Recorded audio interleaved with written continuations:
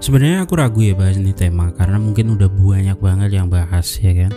Tapi aku pikir seenggaknya harus ada satu video di channel aku yang kudu bahas ini tema, ya kan?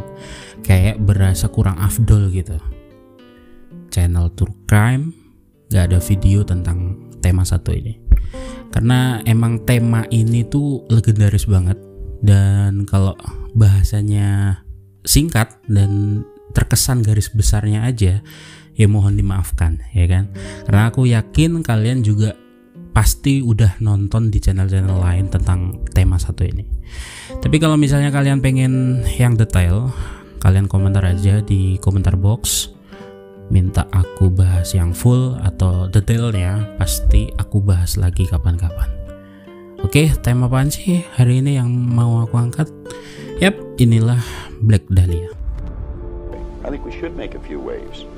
We should maybe stand out, be different. Audio Jungle. Terrifying.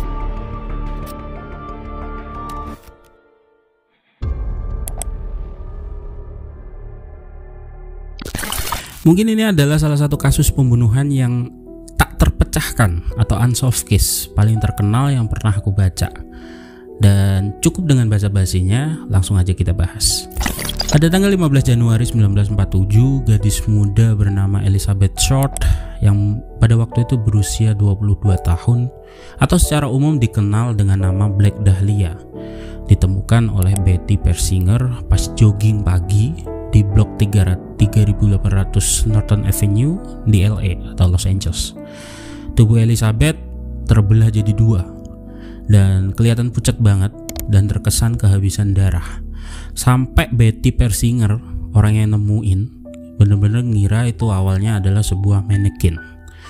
Tubuh Elizabeth dipotong dengan sangat presisi, terus bedahnya juga gak ninggalin bekas trauma pada organ dalam ataupun tulangnya, dan wajahnya juga udah dipotong dari mulut ke telinganya, jadi ngebentuk kayak wajah yang selalu tersenyum kayak Joker gitu. Gak ada darah sama sekali di tanah, jadi fix tempat Betty nemuin tubuh Elizabeth bukanlah TKP yang sebenarnya. Dan kelihatannya tubuh itu juga dibuang di sana gitu aja, kelar dia dibunuh sama pembunuhnya. 9 hari kemudian setelah penemuan Elizabeth atau Black Dahlia, sebuah surat di dalam amplop diterima oleh penyelidik kepolisian dengan cara yang sangat mengerikan pastinya, yaitu dikirim pakai guntingan huruf dari iklan film. Bunyinya kurang lebih penyelidik Los Angeles dan koran Los Angeles lainnya di sini adalah barang-barang milik Dahlia yang sempat dibawanya. Di amplop itu juga berisi kartu jaminan sosial, akte kelahiran, beberapa foto, dan sebuah buku alamat tua dengan beberapa halaman yang udah hilang. Tampak juga di setiap barang yang di dalam amplop itu udah digosokin sama bensin buat ngapus sidik jari dari pelaku. Banyak catatan yang dikirim ke polisi, salah satunya surat tulisan tangan yang berbunyi kembali ke hari Rabu tanggal 29 Januari, bersenang-senang dengan polisi, tertanda tangan Black Dahlia Avenger. Sebelum datang ke LA, Elizabeth ngabisin waktu di San Diego sama seorang pria bernama Robert Manley yang nganterin dia ke LA dan ngebantu dia check-in ke Biltmore Hotel di pusat kota Los Angeles. Banyak laporan menyatakan bahwa ini adalah tempat terakhir Elizabeth terlihat hidup. Dan kayak hotel yang pernah aku bahas sebelumnya tentang kasus Elisa Lam, yaitu Cecil Hotel, Biltmore juga dilaporkan angker banget di sana.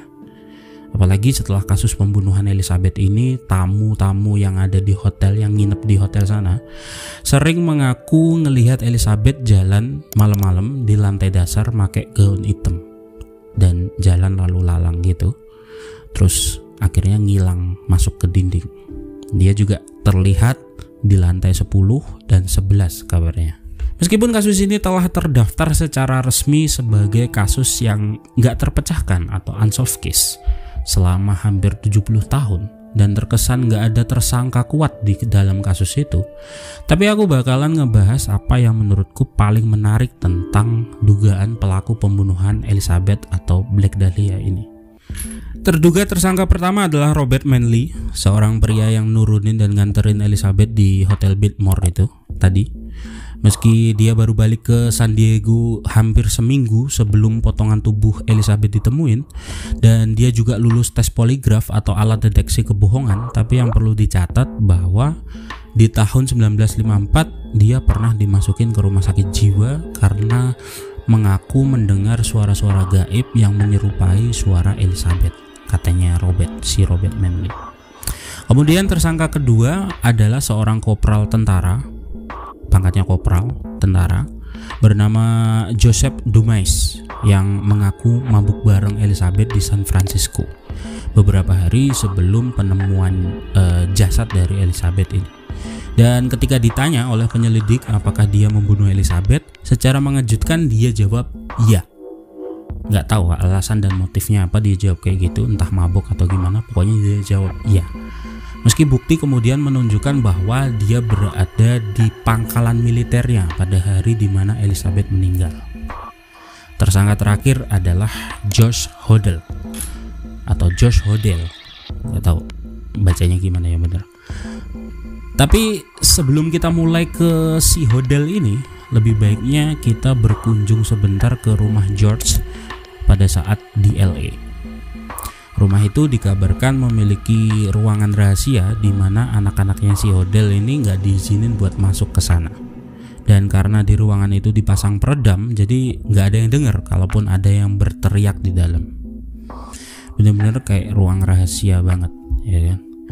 Ini adalah tempat yang menarik buat diulik, sehingga putra George yang bernama Steve Hodel yang berumur 5 tahun pada saat pembunuhan Dahlia, kemudian dia menjadi polisi penyelidik selama 17 tahun di LAPD. Dan setelah pensiun dari tugasnya, jadi sangat yakin bahwa ayahnya yaitu George Hodel yang bener-bener ngebunuh Black Dahlia atau Elizabeth ini. Dan setelah ngelihat fakta-fakta, sejumlah fakta-fakta yang ditemuin, menurut Steve Hodel, ayahnya si George Hodel itu adalah orang yang sangat cerdas. Menurut Steve, George pernah belajar ilmu bedah di sekolah kedokteran dan juga menjalankan klinik penyakit kelamin yang juga akan menunjukkan bahwa dia mampu melakukan bedah pelepasan isi perut dan mungkin bisa melakukan mutilasi tubuh Elizabeth Short seperti yang ditemukan di TKP. Dan juga meskipun menjadi dokter yang sibuk, Josh Hodel adalah seorang bujangan yang sibuk. Dia punya 11 anak dari 5 wanita yang berbeda yang kelima-limanya nggak ada yang dinikahi secara resmi. Selain itu, Steve Hodel juga nemuin foto seorang wanita yang tampak seperti Elizabeth Short di salah satu album foto milik ayahnya. Tapi pas diperiksa sama seorang ahli forensik, katanya foto itu 85% bukan Elizabeth Short. Tapi pada tahun 2014, seorang ahli forensik yang lain yang gunain teknologi termutakhir versi terbaru tentang deteksi wajah itu bilang bahwa foto itu menghasilkan kecocokan 90-95% dan menyatakan bahwa itu Elizabeth Short. Steve juga sangat yakin tulisan tangan ayahnya sangat mirip dengan tulisan tangan pembunuh Dahlia atau Elizabeth. Tapi pas dicek sama para ahli tulisan tangan, hasilnya adalah tulisannya itu hasilnya sebuah campuran asumsi dan sebuah kemungkinan alias nggak meyakinkan.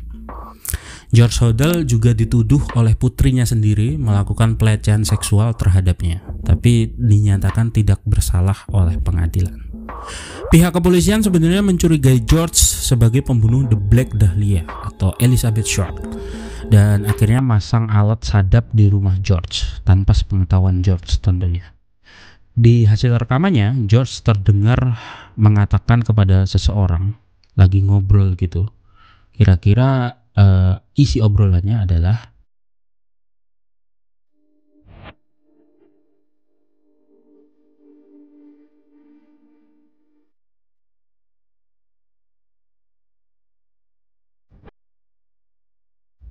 Selain itu, putra George juga melacak file kasus LAPD yang berisi saksi wanita yang menyatakan bahwa antara George dan Elizabeth Short itu saling mengenal satu sama lain.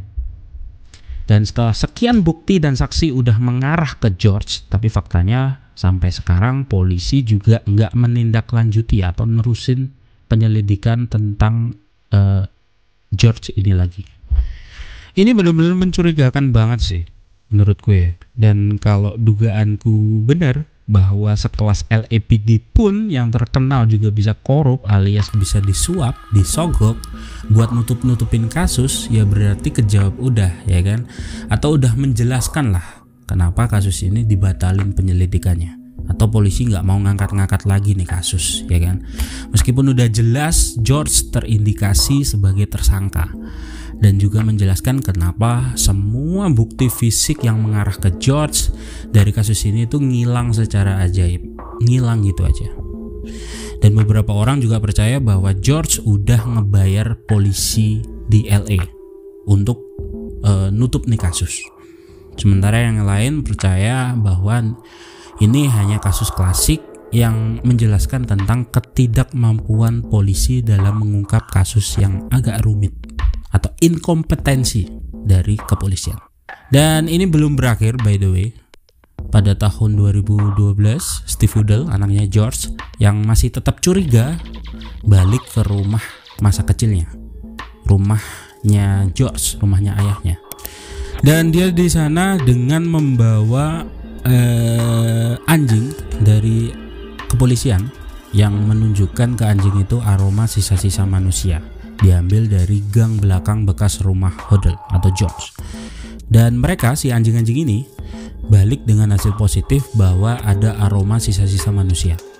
Dan meski ini nggak terhubung secara jelas dengan pembunuhan Dahlia secara langsung, karena dia juga nggak dikuburin si Black Dahlia ini, tapi itu mengindikasikan bahwa George Udall mungkin adalah orang yang ngebunuh Elizabeth. Bahkan yang lebih menarik adalah Steve Udall sebenarnya pengen terus menggali lebih dalam di properti milik ayahnya dulu. Tapi karena rumah itu sekarang udah dijual ke orang lain, jadi dia nggak bisa lagi melakukannya. Karena selain itu udah milik private orang lain, dia juga nggak punya izin buat melakukan itu. Dan ketika dia pengen LAPD yang menindaklanjuti bukti baru yang diserahkan sama LAPD ini, LAPD menolak dengan alasan bukti kurang cukup. Dan apapun itu alasannya, tampaknya kasus Black Dahlia ini yang terkenal ini akan tetap belum terpecahkan secara resmi. Tapi meskipun begitu, aku pikir kita tahulah siapa pelakunya, meski untuk sekelumit pengetahuan kita sendiri, ya kan, siapa pelakunya. Kalian tebak aja. Kalau aku sih ya ini George ini. Nggak di luar negeri, nggak di negeri Wakanda. Kalau emang seorang penegak hukum doyan duit, udah bisa disogok, emang susah banget ya. Kasus yang seharusnya udah terang benderang malah dibikin abu-abu, ya kan. Udahlah, nggak usah kita bahas. Yang penting kalian jaga terus kesehatan kalian, berusaha bersikap baik kepada siapapun, ya kan. Karena kita nggak pernah tahu seberapa dalam luka seseorang yang mungkin tanpa sengaja kita lukai. Dan sering-seringlah meminta maaf, karena kita tidak akan menjadi rendah hanya karena kita mau minta maaf duluan. Dan kita tidak menjadi kalah karena mengalah. Once again, thanks for being part of the channel. Keep sharpening that mind and stay at home because dangerous out there. And see you guys in the next video.